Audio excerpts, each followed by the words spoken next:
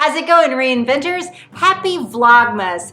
This is the days leading up to December 25th. And in this video series, I'm going to be bringing you 25 things to do after you retire. I'm Amelia. This is Reinventing You. This channel is all about inspiring you so that you can reinvent your life.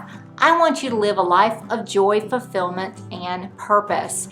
I normally post twice a week, but in this instance, during Vlogmas, I'll be posting every day. I'm glad that you are here. I retired early from the ministry after 20 years, but it doesn't matter what age you retire. You are probably looking for what are you going to spend your time doing after you have retired, and I want to help you out through my own experience. If you are interested, please subscribe to this channel and don't forget to click on the bell. That way you'll be notified when I post new videos. This video is for Vlogmas Day 15.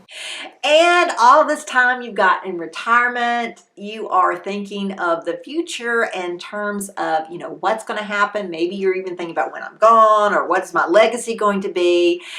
You guessed it, it's time to downsize. Now I have a couple of videos that I've done, especially this one up here, all about Swedish death cleaning, which sounds really terrible, but Swedish death cleaning is basically all about figuring out what you own that really can be passed down to other generations. There may be things that you love and give you joy and you want to hold on to it as long as possible, but don't expect everything that you have to be appreciated and loved by generations that come after you.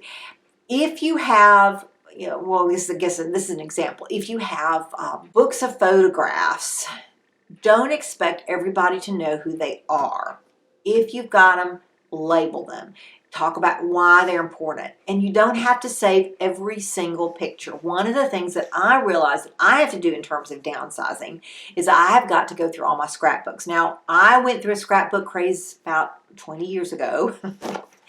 And I have probably 20 or more scrapbooks. I do not need to keep all of those. And my son is certainly not going to want all the scrapbooks. Things that are important.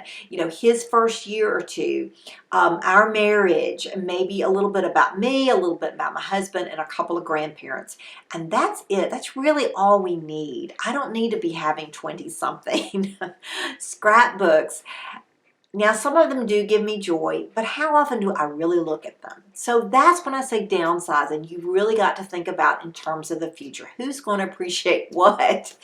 Just because you think everybody's going to love it when you're gone is probably not the case.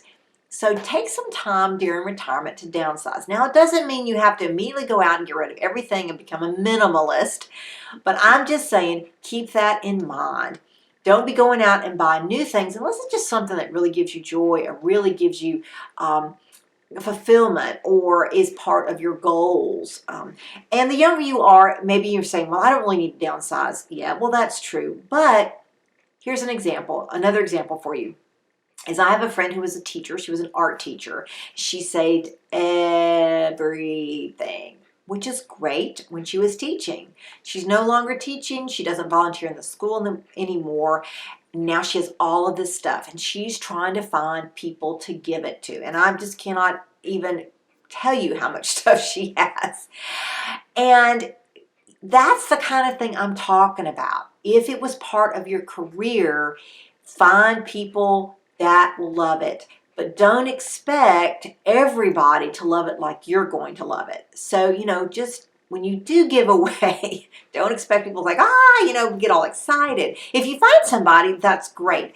But don't hoard and keep it back like, oh, someday I may be consulted on this case, or I may do this or do that.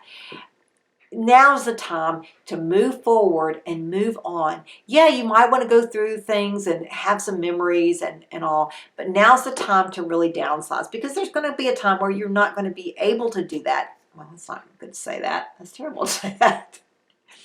Take this time in retirement and do some downsizing. That is number 15 in 25 things to do in your retirement. I hope you've enjoyed this video. In the comments below, let me know what you would suggest doing when you retire, or when somebody else retires, or what you hope to do when you retire. And if this video has been helpful for you, guess what? I want you to give me a thumbs up. See you in the next video. Have a great one.